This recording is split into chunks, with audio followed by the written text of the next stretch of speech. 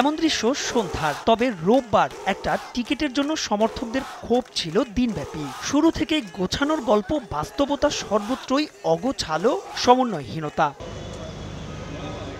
টিকিটের হাপিত্যেশ পাশ কাটিয়ে প্রস্তুতিতে নজর দেওয়া যাক। ঘরোয়া ফ্র্যাঞ্চাইজির সবচাইতে বড় আসরের জন্য শেষ মুহূর্তে ব্যস্ত সবাই। গ্যালারিতে বসেছে নতুন চেয়ার, পূর্ব পাশের গ্যালারির ওপরে আছে ডিজিটাল স্কোরবোর্ডও। চলছে মাঠের শেষ মুহূর্তের সাজসজ্জা। তবে তার মাঝেও হাস্যরসের জন্ম দিয়েছে প্রেস কনফারেন্সের এই ছবিটা। আগের আসরগুলোর চাইতে কতটুকু উন্নতি কিংবা ব্যতিক্রম চোখে পড়েছে ক্রিকেটারদের? প্রশ্ন ছিল তাদের কাছেই, উত্তরটাও অনুমেয়। সত্যি কথা বলতে অন্যরকম কিছু দেখি নাই অ্যাপার্ট ফ্রম দ্য কনসার্টস। আর আমার কাছে মনে হয় অন্যরকম বিপিএল যদি আমাদের করতে হয়, we need to invest on cricket. That is the most important thing. We need to invest on the tournament, not on concerts or anything else. So ক্রিকেটে যদি ইনভেস্ট করি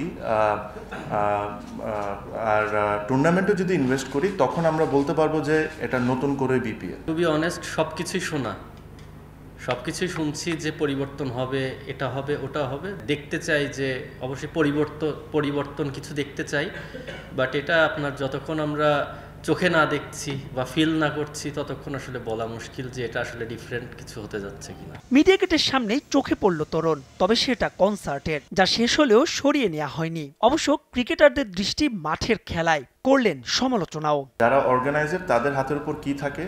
To give the best of the facilities, to give the best of the wickets, to make sure you get the best commentators in the world, to make sure you get the best cameras in the world which is available, the best technologies whichever is available. এটা হলো যারা দায়িত্বে বসে আছেন তাদের কাজ।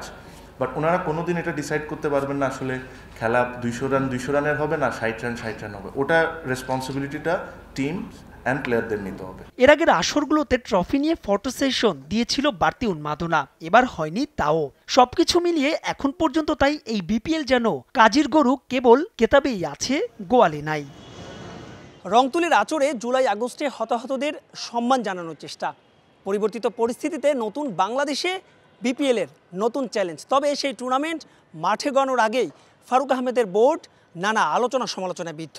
সেসব পাশ কাটিয়ে শেষ পর্যন্ত কতটুকু সফল হয় এবারের বিপিএল, তাই যেন দেখার অপেক্ষা। মাহবুব রিমন, সময় সংবাদ, শেরেই বাংলা জাতীয় ক্রিকেট স্টেডিয়াম, ঢাকা।